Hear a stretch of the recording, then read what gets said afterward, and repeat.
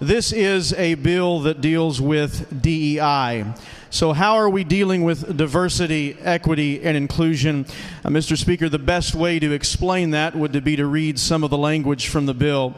What we're doing here is we're saying that no funds shall be expended by any state department. We're dealing with, we're targeting the public sector only here. No funds shall be expended by any state department for intradepartmental programs, staffing, or other initiatives associated with diversity, equity, and inclusion, or diversity, inclusion, and belonging, or any other initiative that promotes the preferential treatment of any individual or group of individuals based on race, color, religion, sex, gender, sexual orientation, ethnicity, national origin, or ancestry. With this legislation, the Missouri House will be sending a clear message.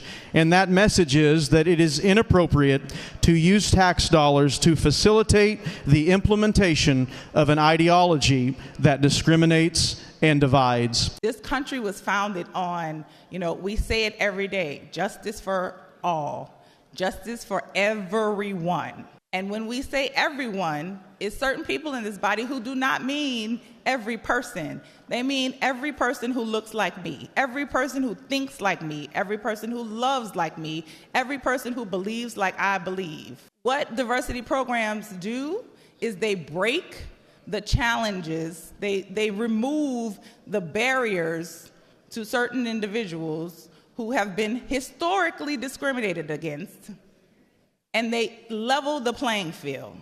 These folks aren't afraid of discrimination against white men. They're afraid of a level playing field, which lets them know just how long they've been so mediocre. One of the things that this body loves to talk about, particularly the bill sponsor and the gentleman from Clay, is economic development. Well, I got to attend a Missouri Economic Development Conference this last week, Friday morning.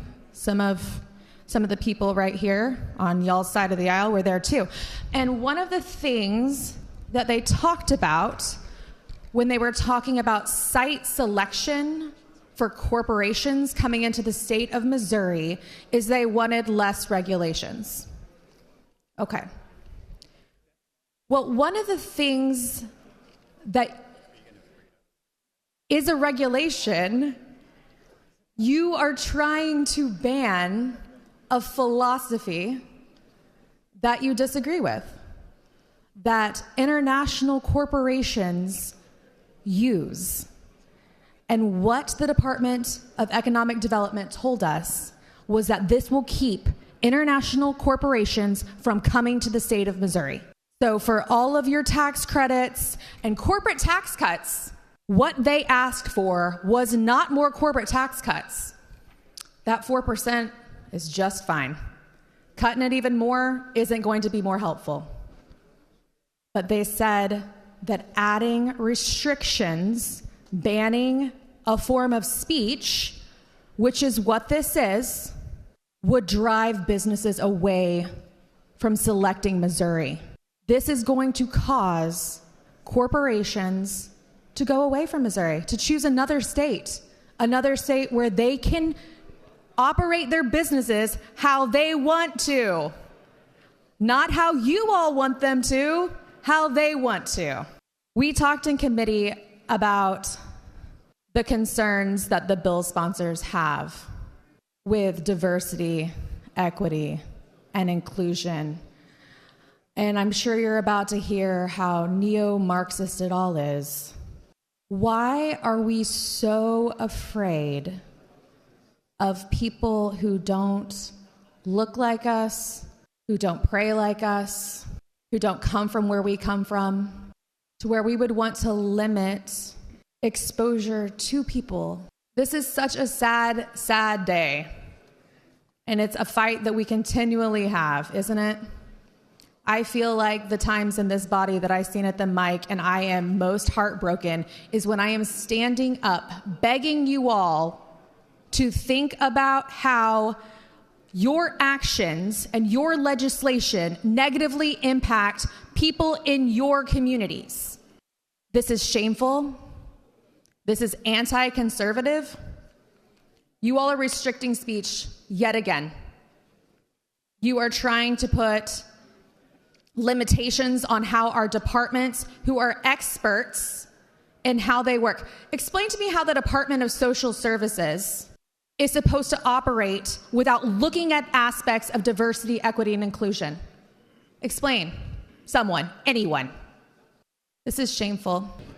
Thank you, Mr. Speaker. Gentlemen, I was also at that same meeting that the lady from Jackson was just referring to, and she's not quite telling the whole story. So her question to those site selectors was, if the state legislature put in a law that stopped private corporations from being able to have DEI or however they want to run their company, those kind of trainings, or if we put a stipulation that if they wanted a state contract, they would have to ban those types of trainings, then of course the site selector said yes, that would have a negative effect on Missouri's view within the world. But your bill doesn't do that, does it? So what we're doing here, gentlemen, is we're dealing with expenditures made by state departments, and we're dealing with making sure that state departments don't compel or require anyone to get a state contract, to conduct these types of programs and these types of initiatives. That's what we're trying to do here. It's really pretty simple. You can believe what you want to believe. You have that right. But you don't have the right to spend my tax dollars to champion an ideology that is discriminatory. It's hard for me to put into words how I feel about this bill. Nobody, and I mean no one, specifically Black people, people of color, want to have diversity programs in place in places so that they can have an equal opportunity. Nobody wants to stop talking about diversity more than the people who have suffered from discrimination historically. But diversity is what honestly helps us adapt. In science, biodiversity gives resilience. From the microbes that contribute to the formation of the human biome, to the genes that help us adapt to stress in the environment. Biodiversity supports all forms of livelihood and is necessary for physical, mental, spiritual health, and social well-being. Understanding people who are different than you is a part of how this world is supposed to work. Being around people who are different than you is expanding your understanding and knowledge and well-being in the world. Being able to relate to people who are different than you.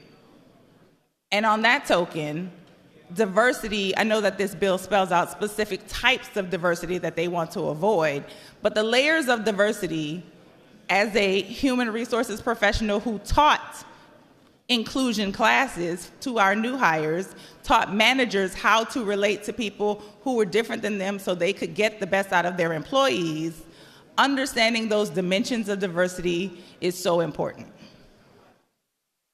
We're talking not just about race or sexual orientation or ethnicity. We're talking about ableism. We're talking about ageism. We're talking about where you grew up, how you grew up. Did you grow up in the city or did you grow up in a rural environment?